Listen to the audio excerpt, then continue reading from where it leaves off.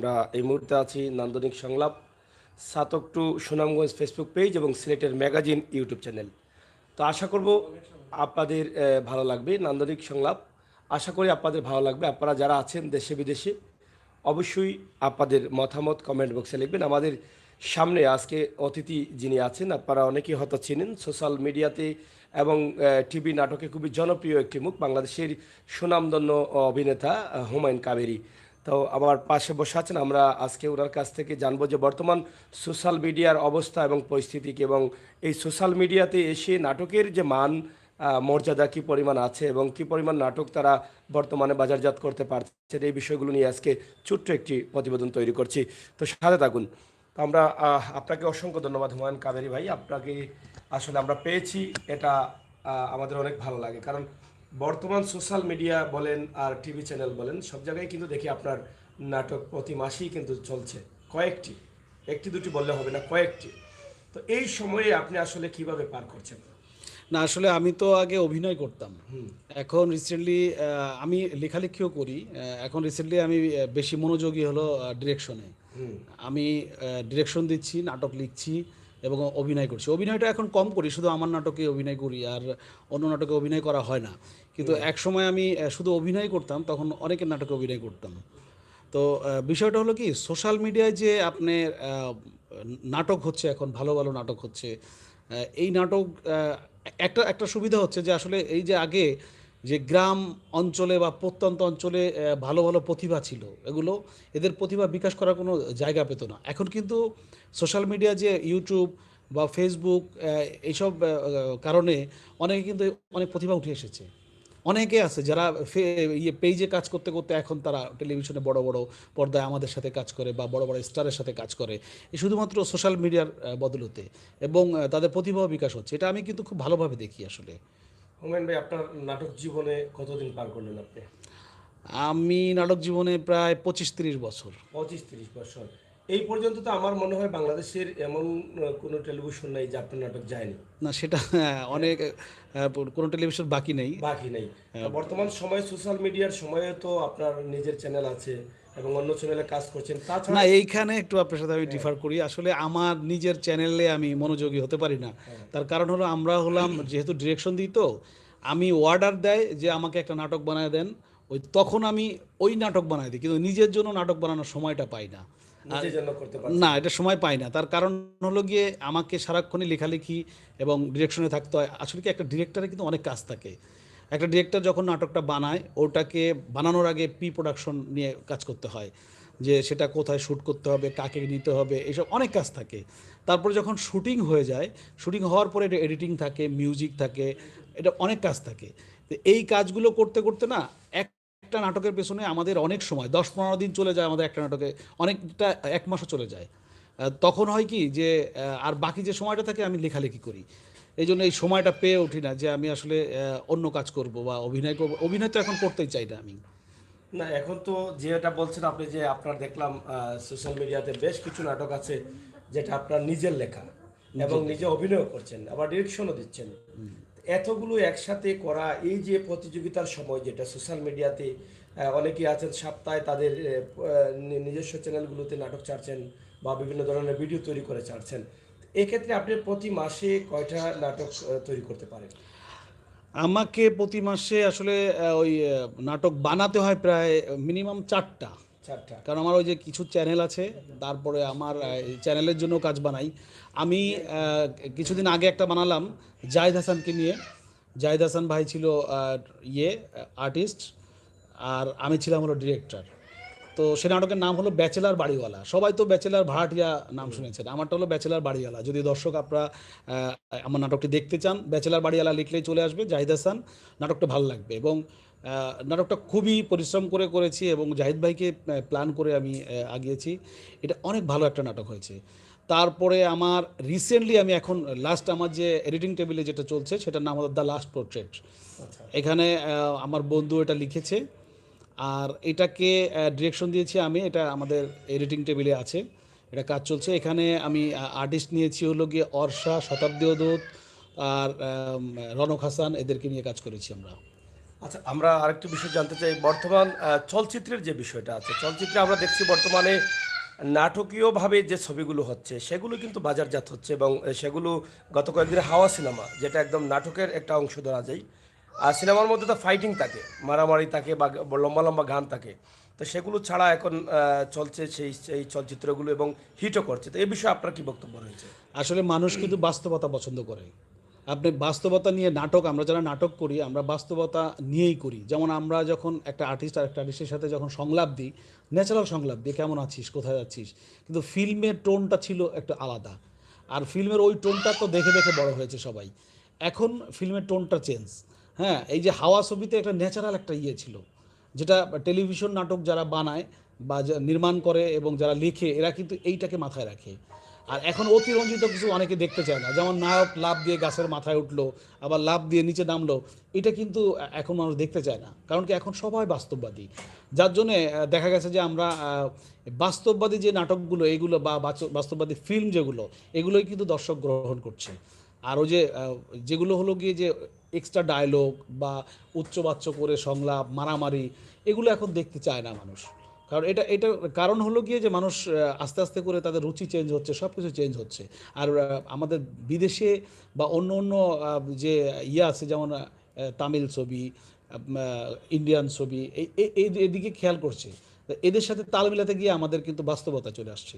যার জন্য আমাদের সাকসেস, এই যে হাওয়া ছবি সাকসেস হওয়ার তার কারণ হলো গিয়ে যে এটা হলো গিয়ে মানুষের বাস্তবতার সাথে মিল রেখে কাজ করেছে, সেই জন্যই। আপনার আপনার কি ভবিষ্যতে সিনেমা করার কোনো চিন্তা ভাবনা আছে? এই পর্যন্ত তো আপনি অনেকগুলো নাটকই করছেন, কিন্তু সিনেমা নিয়ে কোনো স্বপ্ন আছে কিনা?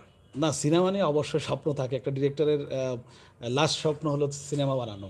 আমার সিনেমা অলরেডি স্ক্রিপ্ট চলছে, দুটো সিনেমাই, একটা অ্যাকশনধর্মী আর একটা হলো গিয়ে ফুল রোমান্টিক। এখন নামটা বলবো না, নামটা পরে হাইট থাকুক। হাইট থাকুক। হ্যাঁ। এটা আমি করার খুবই প্ল্যান আছে এবং খুব শীঘ্রই আমি সিনেমা নিয়ে আসবো। সিনেমা, আসলে সিনেমা বলতে তো আমরা আগে বুঝতাম যে সিনেমা হলগুলো আছে, এবং হলগুলোতে দর্শক নিজে বসিয়ে বড় পর্দায় সেটা গ্রহণ করছে। কিন্তু এখন তো যেটা চলচ্চিত্রে যারা ছিলেন, গত কয়েকদিন আগে আমরাও কিন্তু চলচ্চিত্রে অনেক সুনামধন্য পরিচালক, অভিনেতাদের বক্তব্য নিয়ে আসছিলাম। তো তারা বলছেন যে ধীরে ধীরে হারিয়ে গেছে চলচ্চিত্রটা, কিন্তু আবার হাওয়া সিনেমা দিয়ে কিছুটা হলেও তারা আশ্বাস পাচ্ছেন যে সিনেমা গ্রহণ করছে দর্শক। কিন্তু হলগুলো কম, হল বাড়ানোর চিন্তা ভাবনা বা হল বাড়ানোর দাবি কিন্তু জানিয়েছেন, তারা বারবারই জানাচ্ছেন, বিভিন্ন জেলার যারা নেতৃবৃন্দ আছেন এবং সরকারকে জানাচ্ছেন। এ বিষয়ে আপনার কি বক্তব্য? আমি আসলে এখানে একটু দ্বিমত পোষণ করি। হল বাড়ানোটা দরকার, কিন্তু সেটা কখন? হলে যদি লোকই না যায় তাহলে হল বাড়ায় কি করবেন আপনি? প্রথম যেটা দরকার, হলে যে কি করবে মানুষ? হলে যে সে সুন্দর একটা ছবি দেখবে। আগে আমাদেরকে ভালো ছবি বানাতে হবে, সুন্দর ছবি বানাতে হবে। তারপর ওই ছবিটার জন্য মানুষ ওই ছবি দেখতে যাবে যখন, ওই দেখতে যাবে হলো হল। হল যখন দেখতে চাইবে, যেমন আপনি একটা ভালো ছবি বানালে কিন্তু তখন সিনেপ্লেক্সে চলে, আপনি একটা খারাপ ছবি বানালে তখন সিনেপ্লেক্স উঠায় না। এই রুচিটাকে, এই স্ট্যান্ডার্ড রুচিতে যেতে হবে। তাহলে দেখবেন যে হল, এমনি হলের চাহিদা আস্তে আস্তে বাড়বে। আপনি চাহিদা বাড়লে, যেমন আপনি যদি বাজারে কোনো কিছু এটা চাহিদা থাকে, তখন কিন্তু অনেক লোকে কিনতে চায়। আর কিনতে চাইলে তখন ওই প্রোডাক্টটা কিন্তু মানুষ বানায়। যে কোনো ক্ষেত্রে আপনি যখন প্রোডাক্ট ভালো বানাবেন তখন কিন্তু কাটতি থাকবে। এটা হলো আমার একটা একদম ব্যক্তিগত অভিমত। আপনার কাছ থেকে জানতে চাই, এই সোশ্যাল মিডিয়া আসার পরে কিন্তু আগে তো আমরা যখন নাটক করেছেন আপনারা বা আমরাও অনেক করেছি, তো সেই নাটকগুলো করতে হলে একটা কোম্পানির প্রয়োজন হতো। কোম্পানির মধ্য দিয়ে কিন্তু এটা সিডি করেন আর ডিভিডি করেন আর একটা কোম্পানিতে প্রচার করেন, টেলিভিশনে প্রচার করেন, একটা মাধ্যম প্রয়োজন হতো। কিন্তু এখন তো সেই মাধ্যমটা লাগছে না। এখন মাধ্যম ছাড়াই কিন্তু অনেকে অনেকের নিজ নিজ মতো করে তৈরি করছেন, যারা আসলে ন্যূনতম অভিজ্ঞতা অনেকেরই নেই কিন্তু নাটকের, তারাও কিন্তু এখন নাটক করছে। এ বিষয়ে আপনার কি বক্তব্য রয়েছে? এটা কিন্তু যেমন ভালো তেমন খারাপ, প্রত্যেকটা জিনিসের ক্রিয়া প্রতিক্রিয়া আছে। এই যে যারা সহজে সব কিছু পেয়ে যাচ্ছে, এখন অনেকে আছে, অনেকে একটা ক্যামেরা থাকলে বা হাতে মোবাইল ফোনটা দিয়েও অনেকে কিন্তু নাটক বানাচ্ছে। কিন্তু এইটা রুচিসম্মত হচ্ছে না, অনেকে অশ্লীল করে ফেলছে, অনেকে নিজেকেই হিরো সাজাচ্ছে। যে আরে ও ও কেন, হ্যাঁ, হিরো হতে গেলে আমরা যখন ছোটোবেলা থেকে হিরো আর স্বপ্ন দেখেছি, তখন হিরো হতে গেলে আমরা আমরা দেখেছি যে তাকে চেহারা থাকতে হবে, উঁচু লম্বা থাকতে হবে, অভিনয় যোগ্যতা থাকতে হবে, সব কিছু থাকতে হবে। কিন্তু এখন কিন্তু এটা নাই। যেমন আমরা এখনও নাটক করি, যখন একটা নাটক করতে গেলে আমাদের 2-3 লাখ টাকা খরচ হয়। পার নাটকে। অনেকে নাকি, আমি শুনে অবাক হই যে অনেকে নাকি 10-20 হাজার টাকা দিয়ে নাটক বানায়, 5,000 টাকা হয়। 5,000 টাকা নাটক বানায়। এইটা আমার মাথা আসে না আসলে কিভাবে করে। আপনাকে প্রপার কাজ করতে গেলে, আমাদের টেলিভিশনে আমরা যারা কাজ করি এদেরকে প্রপার কাজ করতে হলে অবশ্যই 2-3 লাখ টাকা লাগে। হ্যাঁ, এটা প্রয়োজন। যেমন আমি একটা মানসম্মত একটা প্রোডাক্ট তৈরি করা যাবে না। না, আমি একটা নাটক বানিয়েছি, নাটকের নাম দিয়েছি বলদের সুন্দরী বউ। নাটকটা অনেক সুন্দর হয়েছে এবং একটা নতুন চ্যানেলে দেওয়া হয়েছিল, উনি মনিটাইজেশন পেয়ে গেছে। নাটকে 5 লাখ ভিউ পার করেছে খুব শর্ট টাইমে। এখানে আমি আগের কালের পালকি ইউজ করছি, যে পালকিতে করে বউ নিয়ে আসা, এটাকে ইউজ করেছি। এখানে আমাকে কিন্তু নির্মাণ করতে গিয়ে আমার খরচ হয়েছে ওই 5,000 টাকা কল্পনা, কারণ পালকি ভাড়াই তো আছে 20,000 টাকার উপরে। আমি 5,000 টাকা কী করে চিন্তা করব। তারপরে আমি রেইন মেশিন ইউজ করেছি, যে বৃষ্টিতে ভিজে হঠাৎ করে বৃষ্টি আসে, বৃষ্টি আসার পরে কালো মেয়ে থাকে সাদা হয়ে যায়। এই বিষয়গুলো, এই বিষয়গুলো তো এখন যারা নাটক বানায় এরা তো মানে যারা 20,000 টাকা বা 5,000 টাকা দিয়ে নাটক বানায় এদের মাথায় এগুলো আসবেও না, আর এরা করতেও চাইবে না। সো অনেকে এটা দেখে কারা, যাদের রুচি খুবই নিম্নমানের। অনেকে আছে, আমরা তো অনেক রুচির মানুষ আছে, অনেক সময় দেখবেন যে ভালো জিনিস দেখলে অনেকে দেখতে চায়, অনেকে নোংরা জিনিসও দেখে, তা না হলে ওগুলো ভিউ হয় কেন। এখন ভিউর যুগ। আমরা যখন টেলিভিশনে যাই যে আমরা একটা নাটক বানাবো, তখন আমাদের ডিরেক্টরদেরকেই বলে যে আপনার ভিউ কী আছে, আপনার নাটক বানালে আপনার ভিউ কী আছে। এই ভিউর জন্য অনেকে সুপার নাটক, আমি আমার নিজেরই অনেক নাটক বানিয়েছি যেগুলো খুব প্রশংসিত, আমরা গুণী মহলে প্রশংসিত হয়েছে, কিন্তু সেসব নাটক কিন্তু ভিউ নেই। আবার অনেকগুলো আছে যে এই যে আমি বলদের সুন্দরী বউ বললাম, বলদের সুন্দরী বউ নামটা শুনতে একটু কেমন লাগতেছে, আমারও ওরম লাগতো, কিন্তু ভিউ চায়। আসলে যারা ইনভেস্ট করে, এই যে 1.5 লাখ 2 লাখ টাকা সে ইনভেস্ট করতেছে, সে বলছে ভাই আমার ভিউ আসতে হবে। এই যে ভিউর জন্য কিন্তু আমরা অনেক সময় অত নিচে নামি না, কিন্তু ভিউর জন্য আমরা একটুখানি টেকনিক্যালি এদিক ওদিক করি, কিন্তু আসলে কি ভিউর চেয়ে যেটা হবে কোয়ালিটি, হ্যাঁ, কোয়ালিটিটা রাখতে হবে, এটাকে করতে হবে। এখন আপনার বর্তমান সোশ্যাল মিডিয়াতে মানে কোন নাটকগুলো আপনার চলছে? আমার আমার নতুন নাটক হিসেবে এই যে বললাম যে দ্য লাস্ট পোর্ট্রেট করতেছে, ওটা আমি খুব শীঘ্রই আপনার টেলিভিশনে দেখতে পাবেন। আর আমি ম্যাক্সিমাম যা কাজ করি টেলিভিশনের কাজ করি, আর ইউটিউবের করি না তা না, ইউটিউব করি। এখন ইউটিউবে অনেক ভালো ভালো নাটক হচ্ছে। টেলিভিশনে আমরা অনেক নাটক বিক্রি করতে গেলে আমাদের রেট বলে 2 লাখ, 2.5 লাখ, 3 লাখ, কিন্তু আপনি এই নাটকই যদি আমরা আবার এই ইউটিউবে বিক্রি করতে যাই, বড় বড় কোম্পানি আছে, এই কোম্পানিরা আমাদের 6 লাখ, 7 লাখ, 10 লাখ, ওটিটি প্ল্যাটফর্ম আছে, আমাদের কিন্তু ওরকম পয়সা দিয়ে নিচ্ছে, যার জন্য আমাদের টেলিভিশনে অনেক ভালো ভালো নির্মাতা টেলিভিশনের দিকে আগ্রহ হারাচ্ছে। কারণ টেলিভিশন তো স্পন্সরের কাছ থেকে পাবে, তারপরে দিবে। কিন্তু এখন যেগুলো হচ্ছে সেটা হলো গিয়ে ওই ভিউর যুগে ভালো যারা নির্মাতা তারা সরে যাচ্ছে, তারা হারিয়ে যাচ্ছে। এখন যারা ওই ভিউ নিয়ে আসে তারাই শুধু দাঁড়িয়ে যাচ্ছে। যেমন আমাদের একটা নাটক যখন শুরু করি যে বয়ফ্রেন্ডের বউ, বয়ফ্রেন্ডের অমুক, বয়ফ্রেন্ডের তমুক, একটা দিয়ে বহু লোকে যে একটা হিট হওয়ার সাথে সাথে ওই দিকেই সবাই দৌড়ায়। আসলে আমরা যে নতুন করে নতুন প্ল্যান করে নতুন কিছু করব, এটা অনেক সময় অনেকে চেষ্টা করে না, অনেকে অন্য নাটক দেখে নাটক বানিয়ে দিয়ে দেয়। হ্যাঁ, আর এগুলো নিচ্ছে, কিন্তু এগুলো নিচ্ছে। এটা থেকে আমার মনে হয় আমাদের সরে আসা উচিত। আমাদের ভালো ভালো নির্মাতা যারা আছে তাদেরকে কাজ করতে দেওয়া উচিত। এবং কাজ কীভাবে করবেন, আপনাকে তো কোয়ালিটি ধরে রাখতে হবে, আর কোয়ালিটি ধরে রাখলে আপনাকে বাজেট বাড়াতে হবে। বাজেট না বাড়ালে কখনো আমাদের এই যে টেলিভিশনে যে ভালো ভালো নাটক দেখা, এটা কিছুদিন পরে থাকবে না। তো দর্শক, আমরা কথা বলছিলাম বাংলাদেশের জনপ্রিয় অভিনেতা হুমায়ুন কাবেরী। তো আমরা জানবো যে আজকে উনি সিলেটে আছেন, এই মুহূর্তে সিলেট থেকেই কিন্তু আমরা লাইভটি আপনাদের কাছে উপস্থাপন করছি। সিলেটে আসার কারণটা আমরা সর্বশেষে জানতে চেয়েছিলাম এবং জানার চেষ্টা করছি, এটাই কিন্তু আমরা জানার চেষ্টা করছি। তা হুমায়ুন কাবেরী ভাই, আমরা এই অপশনটা শেষের দিকে রাখছি, কারণ সিলেটে আপনি কয়েকবার এসেছেন। তো সিলেট নিয়ে আপনার কী বক্তব্য? সিলেটের পরিবেশ, সিলেটের মানুষ আপনাকে কেমন ভালোবাসে, আর সিলেটের মানুষ সম্বন্ধে বা সিলেটের পরিবেশ সম্বন্ধে আপনার কী বক্তব্য রয়েছে? আমি দেখলাম গতকাল আপনি অনেক জায়গায় ঘুরেছেন ভাবিকে নিয়ে, আপনি গিয়েছেন সাদা পাথর বা আরও স্পটগুলো ঘুরেছেন। তো এই সব বিষয় মিলে যদি আপনার কাছ থেকে যদি একটু কথা শুনি। আমি আসলে কাজের জন্য, ব্যস্ততার জন্য অনেক জায়গায় যাওয়া হয় না, কিন্তু সিলেটে আসার জন্য, সিলেটে প্রথম আমি একটু বলে রাখি, আমাদের কামরান তালুকদার সিলেটে আছেন, যে কামরান তালুকদার একজন নির্মাতা, একজন নাট্যকার। কামরান তালুকদার, আপনিও ছিলেন তখন সাগর ভাই। তো আপনাদের সাথে তখন ঘুরে না আমি মজাটা পেয়েছি, এবং মনে হয় কি সিলেটটাকে আমার আপন মনে হয়, যে সব মানুষগুলো এত আন্তরিক, এই জিনিসগুলো আমার খুব ভালো লেগেছে। এবং এখানে আসলে মনে করেন আমরা নিজেরা তো খাওয়ার কোনো স্কোপ পাই না, এই দাওয়াত সেই দাওয়াত করতে করতে না মানে আমরা নিজেরা খাওয়ার সময় পাই না, এত আন্তরিক এবং এত অতিথি পরায়ণ।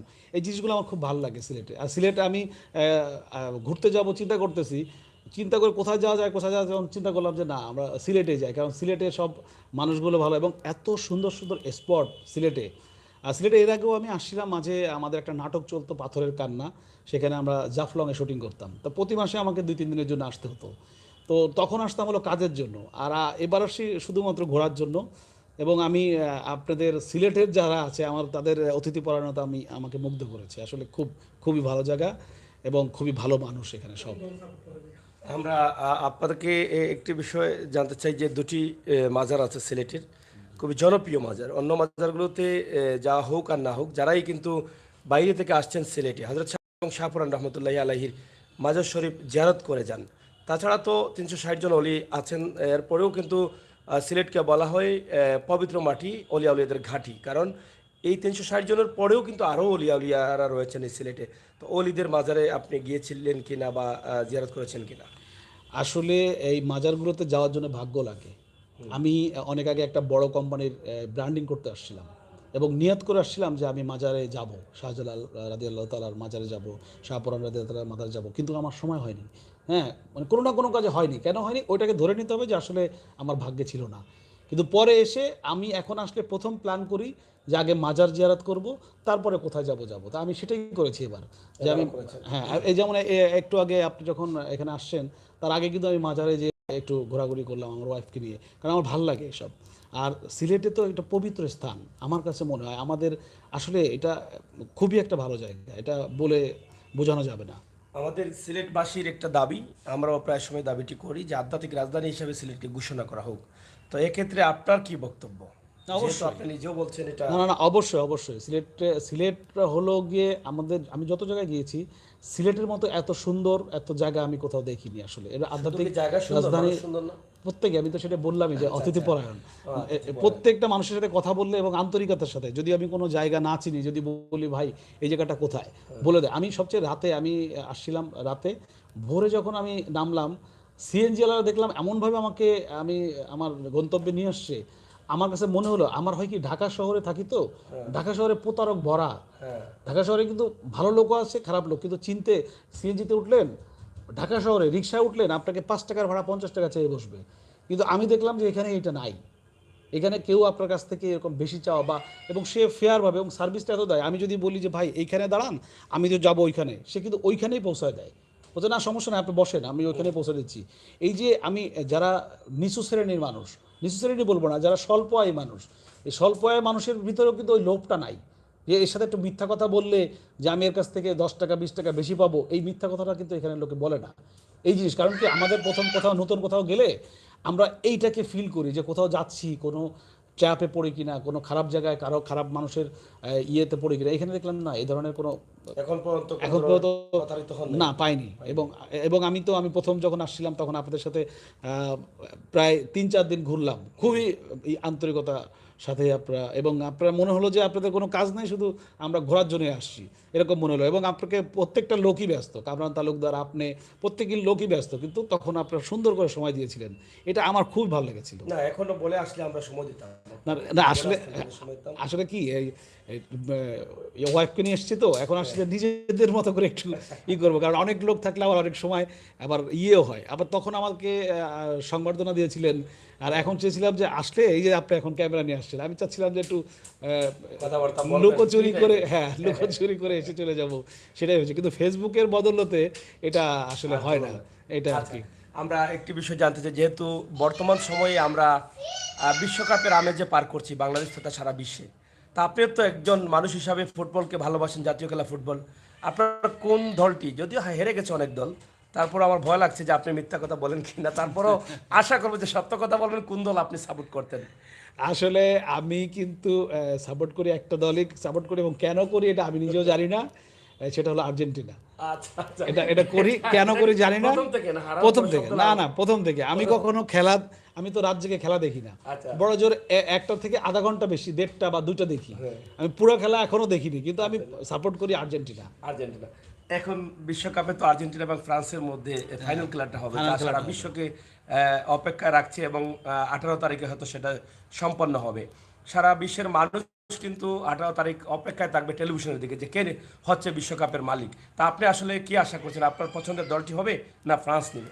না, এটা কি, যাকে কেউ যদি কেউ পছন্দ করে তা মনে করে সেই হবে। আচ্ছা আসলে প্রথম যেদিন হেরে গেল, হেরে যাওয়ার পরেও আমি চিন্তা করছি না না না, এটা হারছে প্রথম দিন হারছে, এটা পরে হারবে না। আচ্ছা এমনি মানে সত্য হোক আর মিথ্যা হয়ে গেছে, হারেনি কিন্তু। এই যে অনেকে লেখে, যেমন অনেকে ব্রাজিল সাপোর্ট করে, বলে ধুরো আর্জেন্টিনা কোনো দলের ভিতরে পড়ে না। হ্যাঁ, এটা নিয়ে কি যে আমি রাগ হব বা ইয়ে করবো, এটা না। আমি আবার ওই ধরনের সাপোর্টার না। আমি হলাম গিয়ে যে পছন্দ করি, ভালো লাগে, এইটুকুই শুধু। হ্যাঁ, যখন আমি আর্জেন্টিনা ভালোবাসতাম তখন আমি ম্যারাডোনাকে দেখে ভালোবাসছিলাম, আচ্ছা আচ্ছা। আর এখন মেসিকে দেখে ভালোবাসি। তাছাড়া আমি, সর্বশেষ আমরা আমাকে যদি আবার আপনি বলেন যে দুজনের নাম বলেন, তিনজনের নাম বলেন, আমি সেটা নাম বলতে নাম পারবো না। বলতে পারবেন না, শুধু মেসি আর ম্যারাডোনা ছিল। এইটাই। আচ্ছা আচ্ছা। যাই হোক, আপনার সর্বশেষ দর্শক যারা আছেন এখানে, সাতক টু সুনামগঞ্জ ফেসবুক পেজ, সিলেটের ম্যাগাজিন ইউটিউব চ্যানেল, নান্দনিক সংলাপ, তিনটি চ্যানেলে এখানে আপনার ভিডিওটি সরাসরি সম্প্রচার হচ্ছে। দর্শক যারা আপনাকে দেখছেন, আপনার পক্ষ থেকে কি বক্তব্য রয়েছে? না, আসলে আমার পক্ষ থেকে বক্তব্য, দর্শক আসলে আপনাদের সিলেটে এসে আমার খুবই ভালো লেগেছে এবং আপনাদের আন্তরিকতা, আতিথ্যতা আমার খুবই ভালো লাগে। আমি বারবার যেন সিলেটে আসতে পারি এবং সিলেটকে নিয়ে আমার কিছু প্ল্যান আছে, কিছু নাটকের প্ল্যান আছে, যেন এগুলো করতে পারি। আপনাদের সহযোগিতায় আমাকে দোয়া করবেন এবং আপনাদের পাশে থাকতে পারে সেই দোয়া করবেন। ধন্যবাদ আপনাকে। দর্শক, আমরা আপনাদের সাথে সরাসরি লাইভে নিয়ে আসছিলাম খুবই জনপ্রিয় বাংলাদেশের একটি মুখ অভিনেতা হুমায়ুন কাবেরী। ওনার সাথে সাক্ষাতের সুযোগ আমরা পেয়েছি, আপনাদের কাছে সেটা উপস্থাপন করলাম, শেয়ার করলাম। আসলে বর্তমান সময়ের সোশ্যাল মিডিয়াতে নাটকের অবস্থা, ছবির অবস্থা সব মিলিয়েই কিন্তু আমাদের কিছু কথা ছিল। সর্বশেষ কথা এটা ছিল যে সিলেটকে কিভাবে দেখছেন, সিলেটের পরিবেশ কেমন, সিলেটের মানুষ কেমন। আমরা যা শুনলাম সরাসরি ওনার কাছ থেকে আপনাদের কাছে তুলে দিয়েছি। নিঃসন্দেহে আমরা যারা সিলেটে আছি, আমরা সর্বস্ব চেষ্টা করি আমাদের অতিথি যারা আমাদের সিলেটে আসেন সবাইকে আমাদের নিজ নিজ জায়গা থেকে যেন আহ্বান করতে পারি, সম্মান করতে পারি, তারা যেন কোনোভাবে প্রতারিত না হয়, সেই সম্মানটা যেন আমরা সব সময় ধরে রাখতে পারি, সেই প্রত্যাশা আশা রেখে বিদায় নিচ্ছি। আমি আমির হোসেন সাগর, আবারও কথা হবে, দেখা হবে। সেই পর্যন্ত সবাই ভালো থাকুন, সুস্থ থাকুন, আল্লাহ হাফেজ।